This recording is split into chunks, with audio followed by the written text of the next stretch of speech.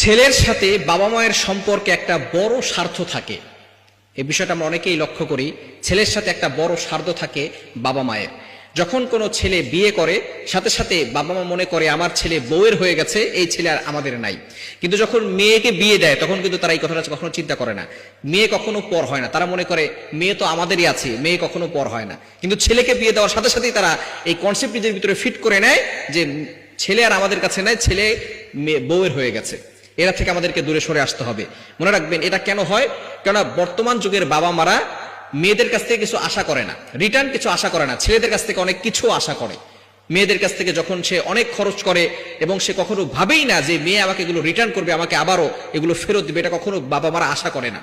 কিন্তু ছেলেদের কাছ থেকে যখনই কিছু দেয় তখন আশা করে ছেলে এগুলো আমাকে আমাদের ফেরত দিবে, সে বড় হয়ে ইনকাম করবে, এগুলো আবার আমাকে ফেরত দিবে। অবশ্যই এটা হওয়া দরকার, ছেলেরা ইনকাম করবে, তারা তার বাবা মাকে দিবে।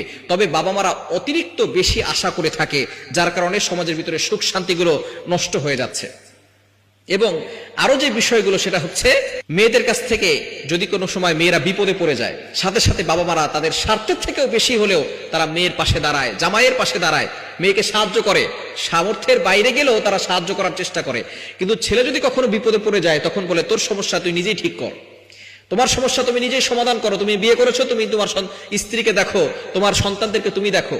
কিন্তু মেয়ে যখন বিপদে পড়ে যায়, মেয়ের জামাই যখন বিপদে পড়ে, সাথে সাথে শ্বশুর শাশুড়ি যারা আছে, মেয়ের বাবা মা সাথে সাথে সেই মেয়ের পাশে দাঁড়ায়, জামাইয়ের পাশে দাঁড়ায়, তাদেরকে টাকা পয়সা সামর্থ্যের বাইরে গিয়েও তাদেরকে সাহায্য করার চেষ্টা করে।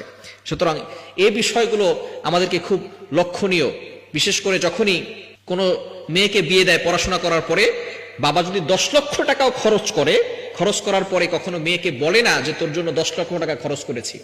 কিন্তু ছেলের পড়াশোনা করার পরে যদি ছেলেকে 2 লক্ষ টাকা ব্যবসার জন্য দেয়, এটা বাবা মা সারা জীবন মনে রাখে, তোকে 2 লক্ষ টাকা দিয়েছিলাম, তোর পিছনে এত টাকা খরচ করেছি, ব্যবসার জন্য এত টাকা আমরা দিয়েছিলাম, এটা সারা জীবন বাবা মা মনে রাখে।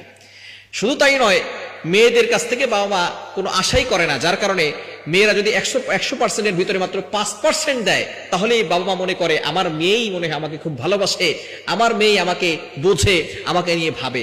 কিন্তু ছেলে যদি 100%-এর ভিতরে 70% দেয়, 80% দেয়, তারপরও বাবা মার মন ভরে না। বাবা মার মন তখনও ভরে না, তারা মনে করে 100% আমাদেরকে দেয় না কেন। ছেলের সুখ বাবা মার সহ্য হয় না। ছেলে তার বউকে নিয়ে সুখে আছে, তার সন্তানদেরকে সুখে আছে, এটা অনেক সময় ওই ছেলের বাবা মার সহ্য হয় না। কিন্তু মেয়ে যদি তার জামাইকে নিয়ে খুশি থাকে, সুখে থাকে, এটা তাদের কাছে খুব ভালো লাগে। মেয়েরা যত বেশি সুখে থাকে, বাবা মাও তত বেশি সুখে থাকে, তত বেশি ভালো থাকে। মেয়ে যদি 10 গুণ বেশি সুখে থাকে, বাবা মাও 10 গুণ বেশি সুখে থাকে। কিন্তু অনেক সময় ছেলেরা যদি সুখে থাকে, এটা অনেক বাবা মার সহ্য হয় না। বিয়ে করার পরে ছেলে পর হয়ে যায়।